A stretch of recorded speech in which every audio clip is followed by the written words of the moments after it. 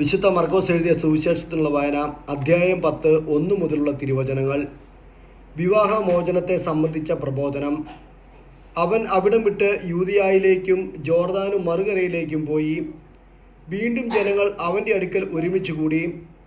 പതിവ് പോലെ അവൻ അവരെ പഠിപ്പിച്ചു. ഫരിസേയർ വന്ന് അവനെ പരീക്ഷിച്ചുകൊണ്ട് ചോദിച്ചു, ഭാര്യയെ ഉപേക്ഷിക്കുന്നത് നിയമാനുസൃതമാണോ? അവൻ മറുപടി പറഞ്ഞു, മോശ എന്താണ് നിങ്ങളോട് കൽപ്പിച്ചത്? അവർ പറഞ്ഞു, ഉപേക്ഷാപത്രം കൊടുത്ത് അവളെ ഉപേക്ഷിക്കാൻ മോശ അനുവദിച്ചിട്ടുണ്ട്.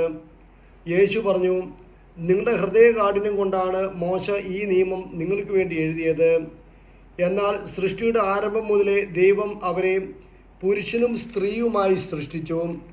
ഇക്കാരണത്താൽ പുരുഷൻ പിതാവിനെയും മാതാവിനെയും വിടുകയും അവർ ഇരുവരും ഒരു ശരീരമായി തീരുകയും ചെയ്യും. പിന്നീട് ഒരിക്കലും അവർ രണ്ടല്ല, ഒറ്റ ശരീരമായിരിക്കും. അതിനാൽ ദൈവം യോജിപ്പിച്ചത് മനുഷ്യൻ വേർപെടുത്താതിരിക്കട്ടെ.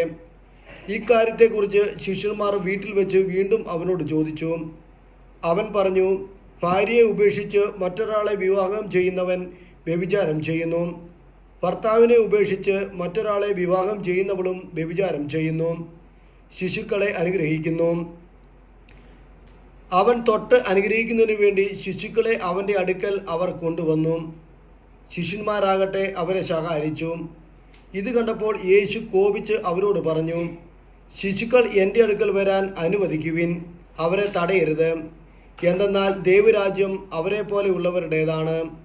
സത്യമായി ഞാൻ നിങ്ങളോട് പറയുന്നു, ശിശുവിനെ പോലെ ദൈവരാജ്യം സ്വീകരിക്കാത്ത ആരും അതിൽ പ്രവേശിക്കുകയില്ല. അവൻ ശിശുക്കളെ എടുത്ത് അവരുടെ മേൽ കൈവച്ച് അനുഗ്രഹിച്ചു. ധനികനും ദൈവരാജ്യവും. യേശു വഴിയിലേക്ക് ഇറങ്ങിയപ്പോൾ ഒരുവൻ ഓടി വന്ന് അവൻ്റെ മുമ്പിൽ മുട്ടുകുത്തി ചോദിച്ചു, നല്ലവനായ ഗുരു, നിത്യജീവൻ അവകാശമാക്കാൻ ഞാൻ എന്തു ചെയ്യണം? യേശു അവനോട് ചോദിച്ചു, എന്തുകൊണ്ടാണ് നീ എന്നെ നല്ലവൻ എന്ന് വിളിക്കുന്നത്? ദൈവം ഒരുവനല്ലാതെ നല്ലവനായി ആരുമില്ല. പ്രമാണങ്ങൾ നിനക്കറിയാമല്ലോ. കൊല്ലരുത്, വ്യഭിചാരം ചെയ്യരുത്, മോഷ്ടിക്കരുത്, കള്ളസാക്ഷ്യം നൽകരുത്, വഞ്ചിക്കരുത്, പിതാവിനെയും മാതാവിനെയും ബഹുമാനിക്കുക. അവൻ പറഞ്ഞു, ഗുരു, ചെറുപ്പം മുതൽ ഞാൻ ഇവയെല്ലാം പാലിക്കുന്നുണ്ട്.